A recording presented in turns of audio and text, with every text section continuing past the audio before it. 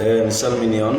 jamme kisse dow mom kala ka tolorɗo Mouhamadou Baylo Diallo militant Pullo Fouta mo woniraɗo waɗugol politique mo wona politicien jo kadi ko faalaɗo tum Pullo Fouta laamu leydi Guinée Conakry ɗum noon siko jam siko tana ko yo laamu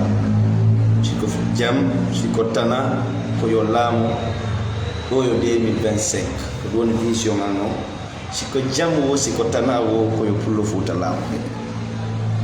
mi salmini on min jentike ɗo Morlay joni jeune fédéral on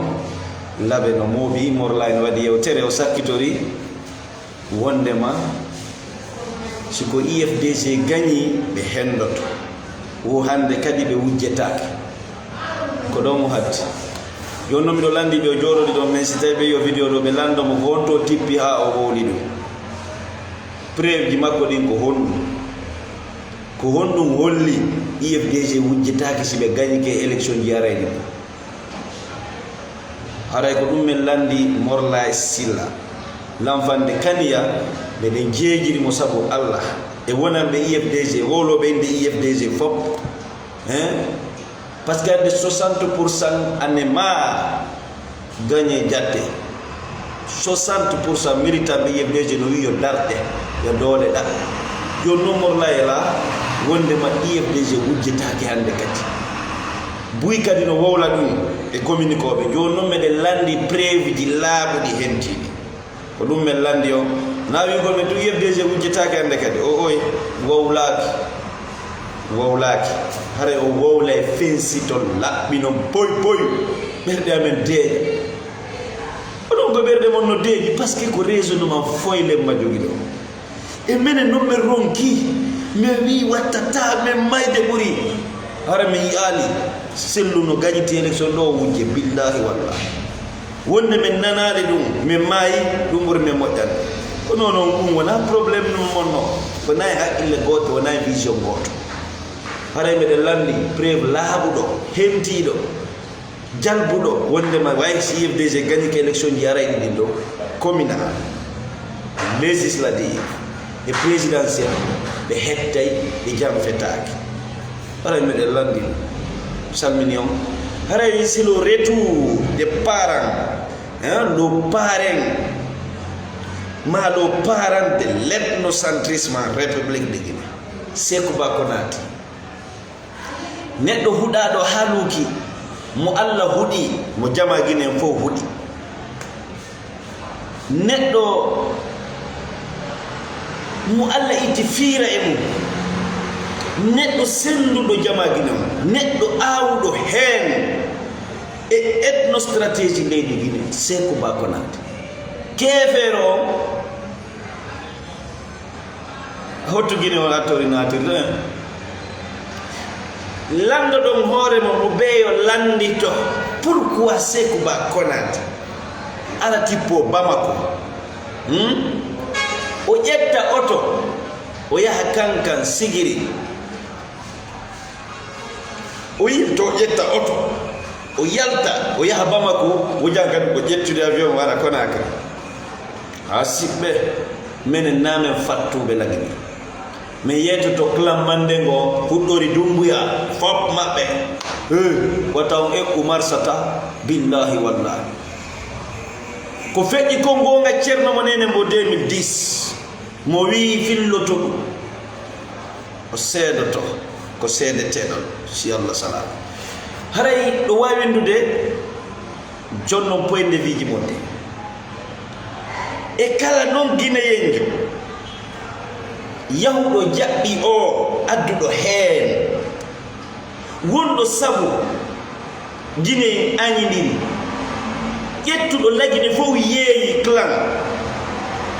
lobbyji international wottude Alpha Condé kala Guinéjo yawɗo jaɓɓi o wata Allah accane ya andu kadi a ɓenɗa Sékou Ba ko o waɗi he noon ko Sékou Ba bonni lagine ila 2010 billahi wallahi talla adde ɓurana mi fawa mi wona c'est un vrai ethno ko neɗɗo ethnojo sifa makko ala ko o kadi dari ɗe balɗe yeetiyo yo Dumbuya waɗu 5 ans ko o woni artude jango siɓɓe ko o woni artude ngandima place makko gonto près de Dumbuya kako conseil militaire ko toon ɓe woni ko to woni place maɓɓe on siɓɓe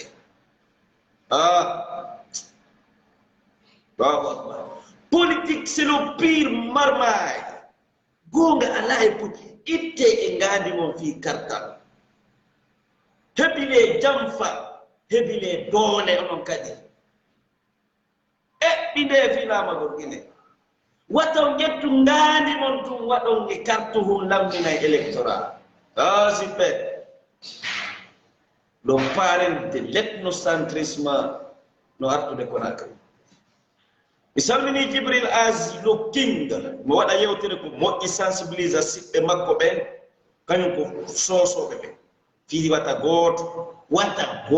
yahu jaɓɓagol oɗo keefeero aaden soɓuɗo aaden mo ala barki aaden huɗaɗo haaluki Seku Bakuna mi toriki Allah noon ko waɗi ko min mi accanani yo Allah yoɓirmo ɗum jahannama konate wata Allah hokkuma ɓuttu ɓernde hawmaya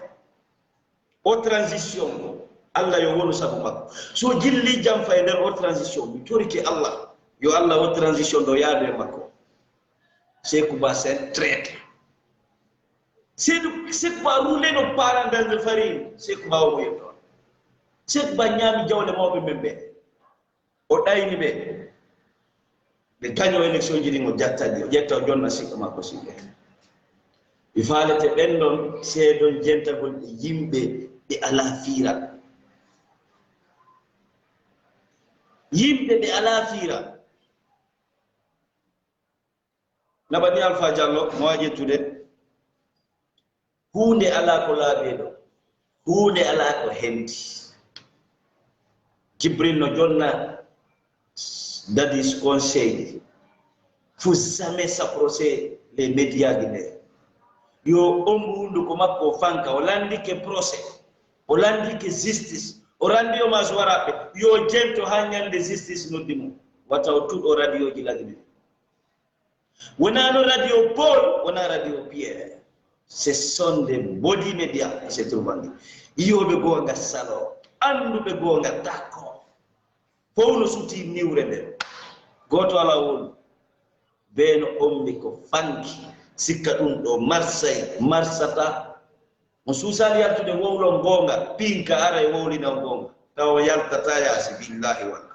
o poppo wona e nder tuuɗi weele ɗo gammoson pentir ñamon pentir yimɓe ɓe suusata gonga ɓe wowlata gonga ɓe daranta ko gonga ko ɓe sikkude lagine ɓantoto e hoore fenade marsata bandira marsata clammande ngo yeteɓe ko gasata ko Seku Ba on no ara o kippo Conakry o yiide ko yiidete ko ngo feƴƴa kanka ya quoi c'est quoi le procès ko honɗum woni toon ko honɗum woni nder to Alpha Bari miɗo naɓandema ndaar si ƴetta partage maximum e mi goɗɗo naane nde windi ka Jibril wo meɗen anndi partage on ko mbuuɗi on no ɗaɓɓude page ji ɓuyno monétisede hannde a heɓay coggu crédit teddungal mon so ndaareme mene kadi on saakite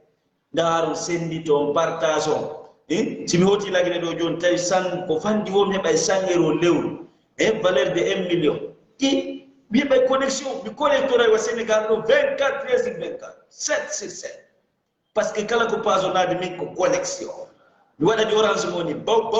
komi sodata ko 185 millions ɗum ɓe jonnalan 15 giga après on ɗum kadi 3 giga de bonus mi jappina ɗin ɗon mi sooda kadi ɗin ɗon ko objectif man ko fi connexion kono ɗum ko se wallidiri partage a moƴa sakitama par ce que minen ko laaɓodiren billahi min dannita ko ɗo futa miɗo weltani ɓe sosoɓe wonɓe arde wowla gonga miɗo weltani forestier ɓe miɗo weltani mandinkoji sutiɗi jamfakal wonɗi ɓanginde abbale foylen ma ka fulɓe ka soso ka forestier ka mandin faalaɓe min ɗanninde ɗo buma no min sali min dantako élection hande kadi ko karta lammitamande huɓɓa poye mba minen ko raisonnement ngamen on élection gañiɗo laamu mande huɓɓa poye